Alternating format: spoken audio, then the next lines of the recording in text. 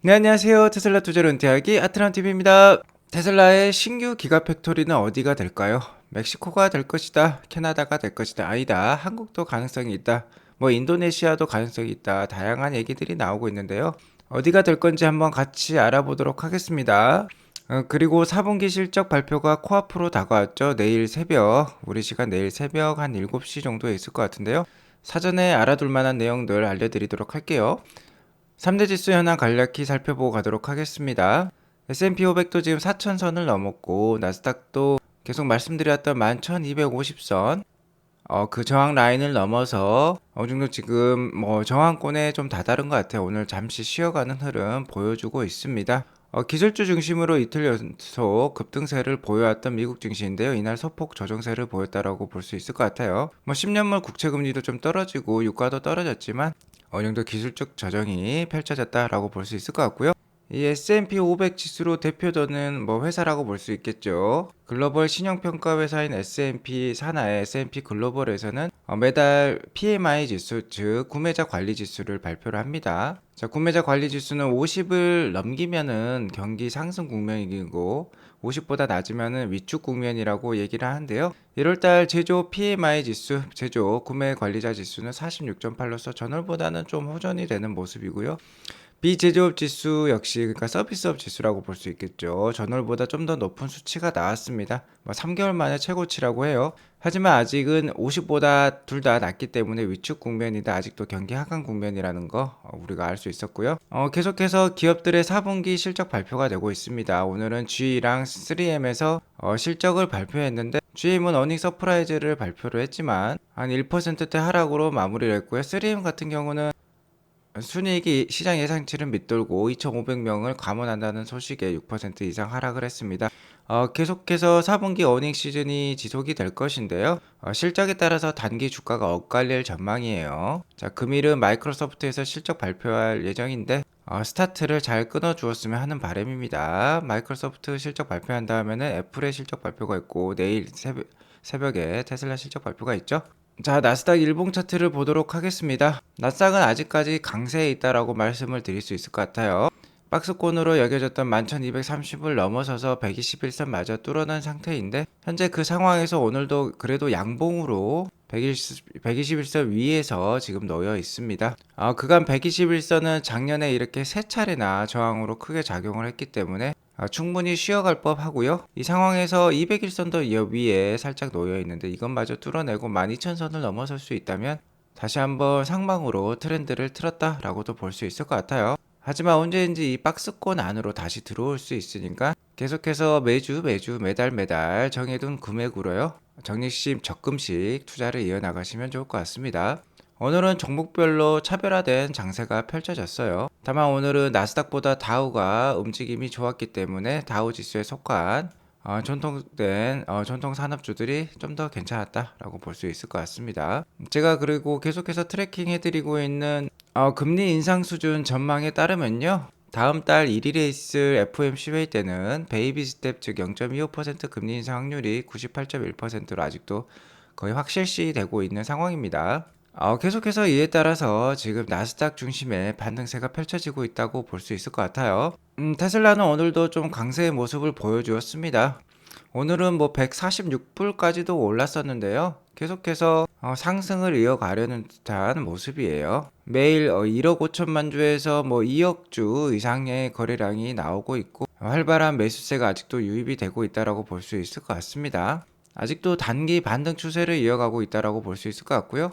한 150불대까지는 충분히 오를 수도 있을 것 같아요. 그래서 150에서 170불대 사이에서 어느 정도 저항을 보일 가능성도 있어 보입니다.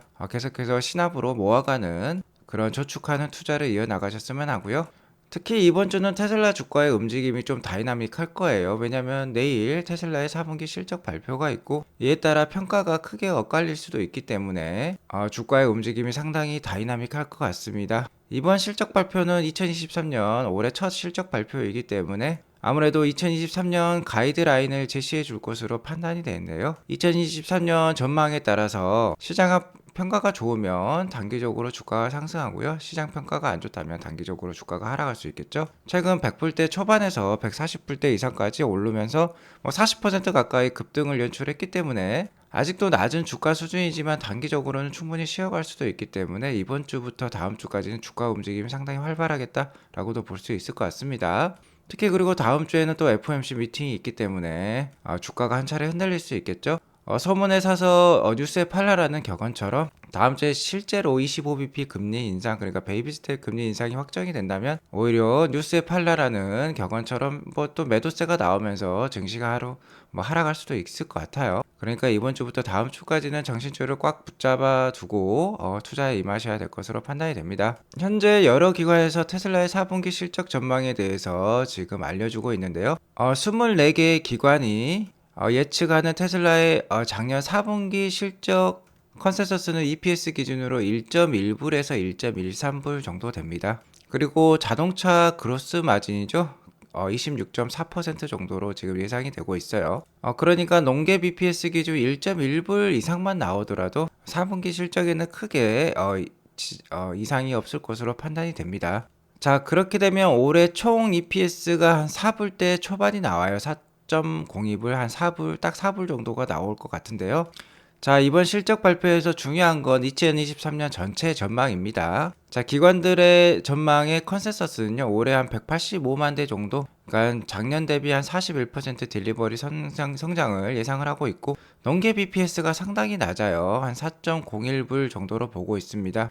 작년 그러니까 4분기 전체적으로 한 4.02불이 나온다면 이것보다도 오히려 낮은 수치가 순이익으로 전망이 되고 있다라고 볼 수 있을 것 같은데요. 게리 블랙의 경우는 5불대, 4불대 후반까지도 보고 있으니까 시장 전반적인 컨센서스랑은 아주 큰 차이가 있겠다. 자, 이렇게 전망하는 거는 나쁘지는 않은 것 같습니다. 오히려 기관들이 낮게 전망치를 내놓으면 어닝 서프라이즈 가능성이 높기 때문에요. 나쁘다고만은 볼 수는 없을 것 같아요.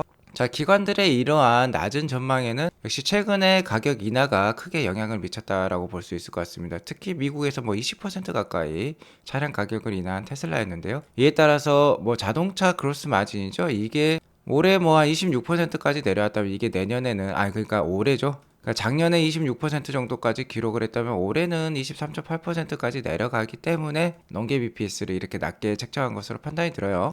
테슬라의 대표적인 불세력이자 대표적인 애널리스트 중 한 명인 댄 아이브스 역시 올해 첫 번째 실적 발표인 작년 4분기 실적 발표가 매우 중요할 것이다. 일론 머스크랑 테슬라의 역사에 있어서 가장 중요한 실적 발표가 될 것이다 라고 이렇게 멘트를 날리고 있는데요.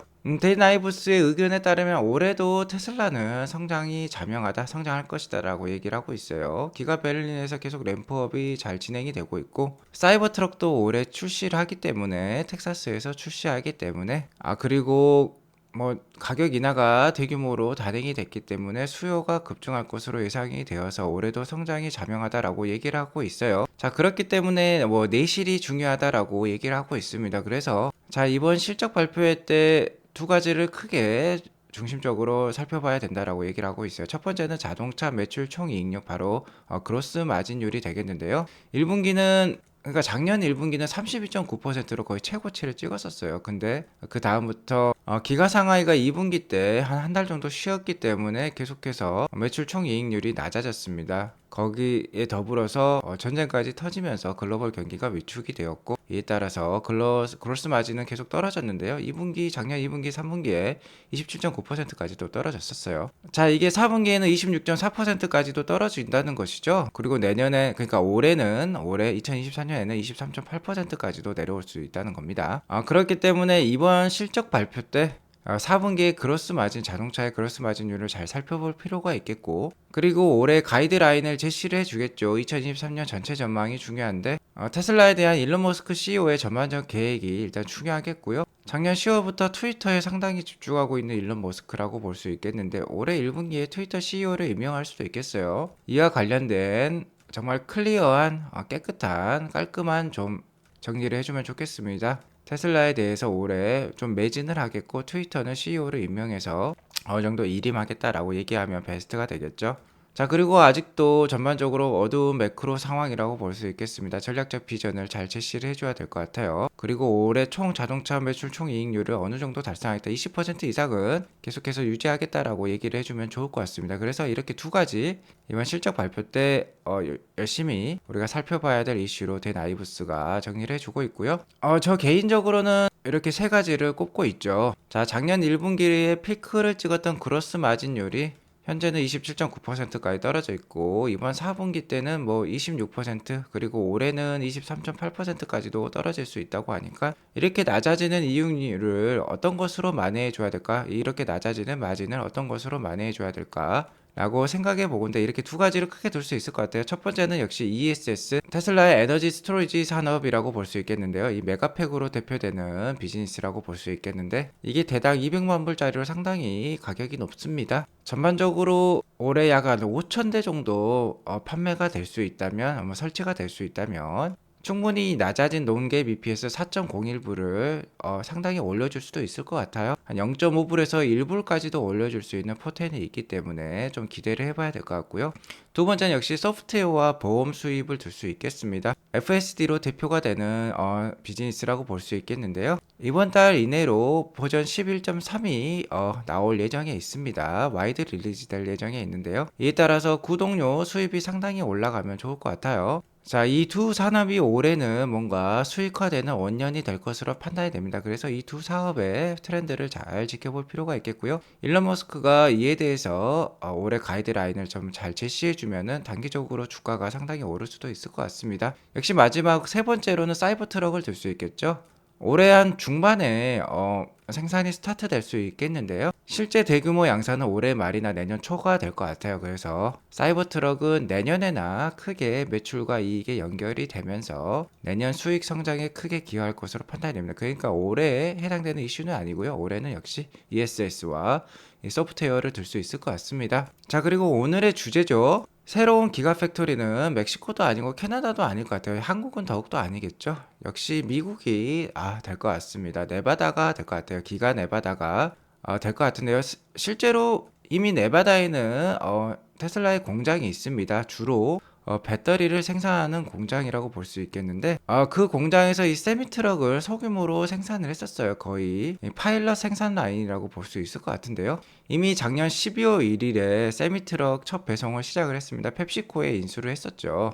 자, 아직도 수요는 상당한데 공급이 너무나도 한정적이라고 볼 수밖에 없는데요. 그런 상황에서 테슬라는 네바다에 기가팩토리를 새로 만들어서 이 세미트럭을 중점적으로 생산할 것 같습니다. 공장 건설 비용은 한 35억 달러, 우리 돈 뭐 4조 원이 넘을 것 같아요. 그리고 오늘 최종 발표가 있을 것으로 생각이 됩니다. 우리 시간 1월 25일에 최종 발표가 있을 예정인데요. 이는 네바다 주지사의 의견이라고 볼 수 있겠어요. 아직 테슬라에서 확실히 확답을 준 건 아니고요. 그래도 이렇게 정부 관련된 어느 정도 직위가 있는 사람이 얘기를 한 거니까 신뢰성이 있는 것으로 판단이 됩니다.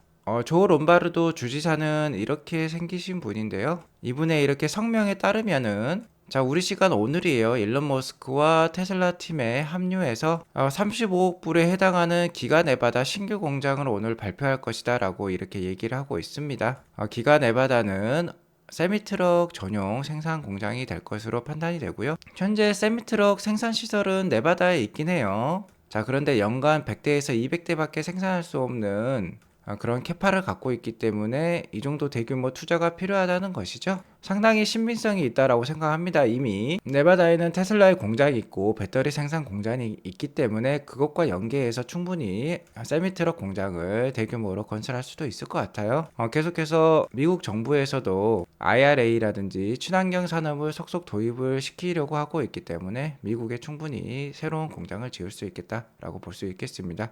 그러니까 정리하자면 멕시코, 캐나다가 유력했는데 올해 1분기에 발표될 신규 공장은 미국, 네바다가 가장 유력해 보인다라고 볼 수 있겠습니다. 자, 그리고 최근에 미국뿐만 아니라 독일도 차량 가격을 인하했죠. 뭐 적게는 4%에서 많게는 21%까지 인하를 했는데, 유럽 시장의 메인 모델이 이 모델 Y라고 볼 수 있기 때문에 뭐 20% 가까이 차량 가격 인하를 했다라고 볼 수 있을 것 같아요. 그래서 이 모델 Y가 한 45,000유로까지 내려왔습니다. 전에는 57,000유로 수준이었는데 45,000유로까지 내려왔고, 자, 이에 따라서 독일에서도 이제 7,000달러에 달하는 EV 보조금 전액의 혜택을 받을 수 있다라고 합니다. 독일에서도 가격 제한선이 있었어요. 그 상한선에 이제 들어왔기 때문에 7,000달러에 달하는 EV 보조금을 받을 수 있고요. 이에 따라서 4만 유로, 4만 5천 유로대였던 모델 Y가 이제는 4만 1천 유로까지 지금 가격이 내려왔습니다. 자, 거의 독일 테슬라 가격 역사상 거의 최저치까지 내려왔기 때문에 테슬라의 주문이 한 번 더 크게 급증할 것으로 예상이 들고요. 자, 흥미롭게도 모델 3랑 모델 Y는 1000유로도 가격 차이가 안 나요. 자, 그러니까 모델 Y가 아주 선풍적인 인기를 끌 것으로 판단이 됩니다. 자, 이렇게 모델 3랑 모델 Y가 가격 차이가 안 나는 거, 모델 3는 기가 상하이, 그러니까 중국에서 수입을 해오기 때문에, 자, 물류비 등이 포함이 되기 때문에 원가가 비싸기 때문에 이렇게 좀 더 비싸게 받는 거고요. 모델 Y는 기가 베를린에서 지금 생산을 하고 있기 때문에 거의 뭐 물류 비용이 없다라고도 봐도 될 수 있겠죠. 그렇기 때문에 가격 차이가 이렇게 적게 나는 거예요. 자, 계속해서 유럽에서도 크게 발전할 테슬라가 기대가 됩니다. 자, 오늘 이것으로 방송을 마치겠고요. 오늘 방송이 도움이 되었으면 구독과 좋아요 알람 설정 꼭 눌러주시기 바라겠습니다. 오늘도 좋은 하루 되세요. 감사합니다.